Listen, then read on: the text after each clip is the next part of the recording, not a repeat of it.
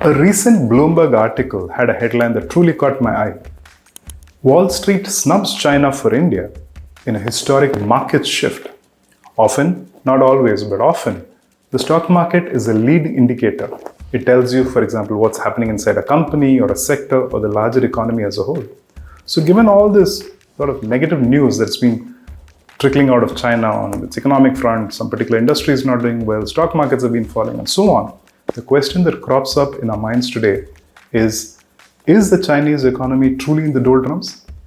Let's try and answer that in today's episode.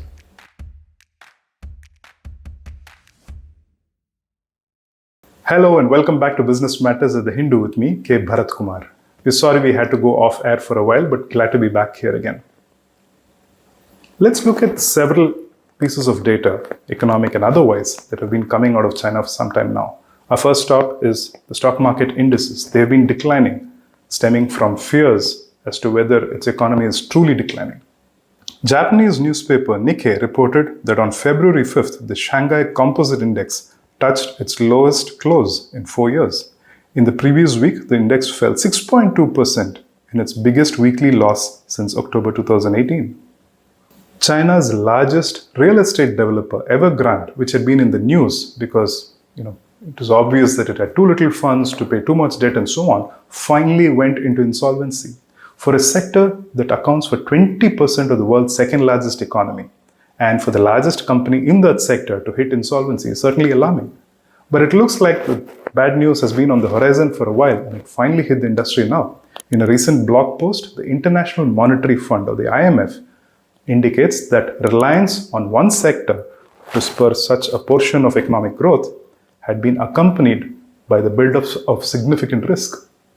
The fund says that home prices became significantly stretched relative to household incomes in the decade before the pandemic, in part because consumers prefer to invest their considerable savings in real estate given the scarcity of attractive alternative savings options.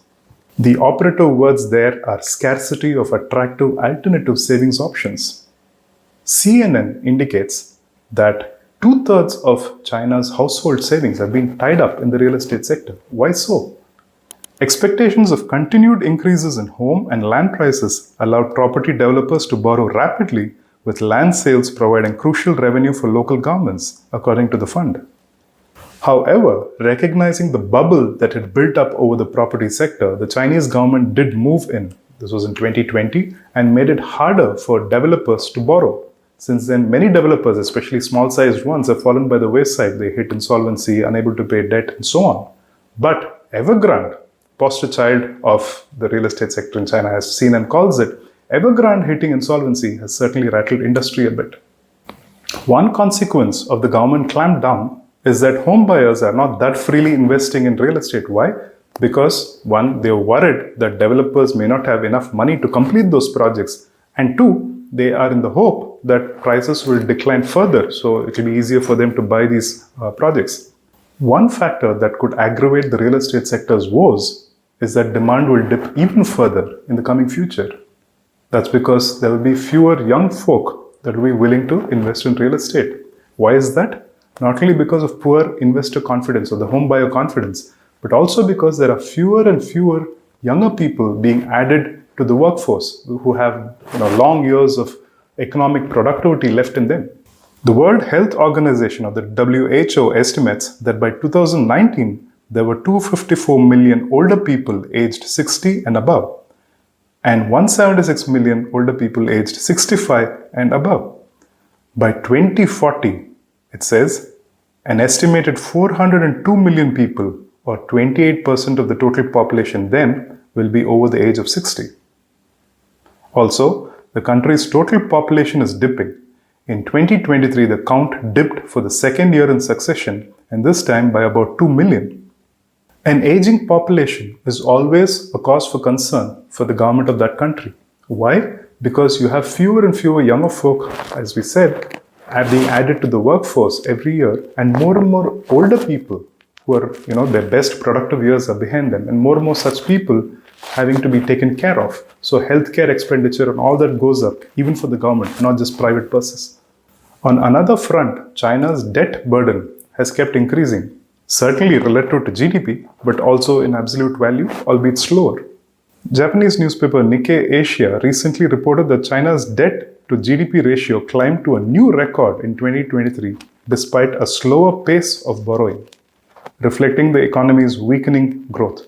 It touched about 287% of GDP. Compare this with India. In India's case, the debt to GDP ratio is about 81% as of March 2023.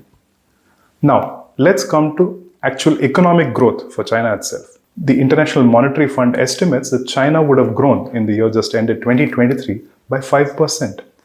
For the world's second largest economy to grow 5% on this base is not something to belittle or scoff at.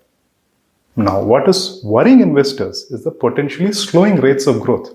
The IMF estimates that this year, 2024, China would grow at 4.6%, slightly slower than the 5% that it thinks it would have grown in 2023.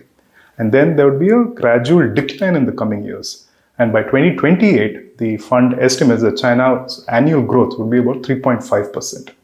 At a time when economic growth has been dampened, any government in such a situation would hope that its businesses thrive in some fashion and help prop up the economy. But ironically, at a time when economic growth has sort of declined, many companies, both domestic and foreign in China, have come under the Chinese authorities' lens. Regulatory action on them has coincided with dampened growth. Take the case of billionaire Jack Ma. He's the founder of Alibaba, or the Chinese equivalent of Amazon.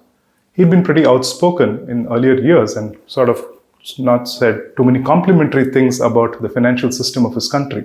That didn't go down too well with the authorities. Scrutiny about his businesses had intensified in recent years, so he went off the radar for a while. In fact, he was missing, that's what some people thought. And when he resurfaced, he's been far more subdued. In recent years, he's invested in products like agriculture and education and so on. China has also filed a lawsuit against one of its largest businesses, Tencent, for violating laws that protect minors.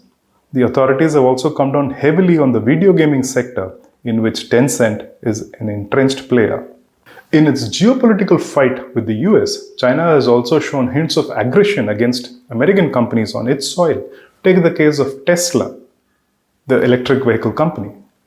Now, many Chinese government offices do not permit Tesla cars to come onto their premises on security fears. Obviously, these cars collect a lot of data on their surroundings, and that's the nature of the beast. That's what they do. Because eventually, when they have to become driverless, they have to try and find out what's going on in the environment. That has led to security fears, and some Chinese government offices have banned Tesla cars on coming onto their premises.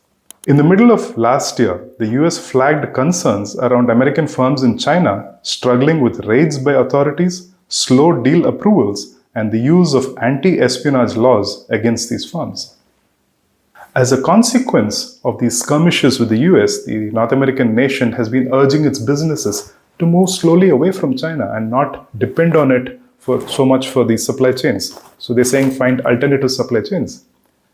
Now recently, Mexico became the country from which the US imports the most, toppling China. China had held on to that position for a long while. Ideally, India would have loved to have been there, but neither does India have the geographical proximity that Mexico does to the US, sharing a border with the US, nor does India have that much muscle in terms of competing with likes of Philippines and Vietnam.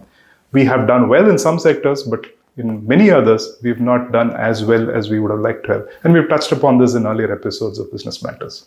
Finally, we come to deflation, a word that is anathema to any country that wants to see healthy economic growth. China saw the largest drop in consumer prices in the last 14 years when data for January came out. Its consumer prices decreased 0.8% year over year, which was the largest decline since October 2009. This was the fourth consecutive month of declines. Consolingly, the consumer price index rose 0.3% on a monthly basis.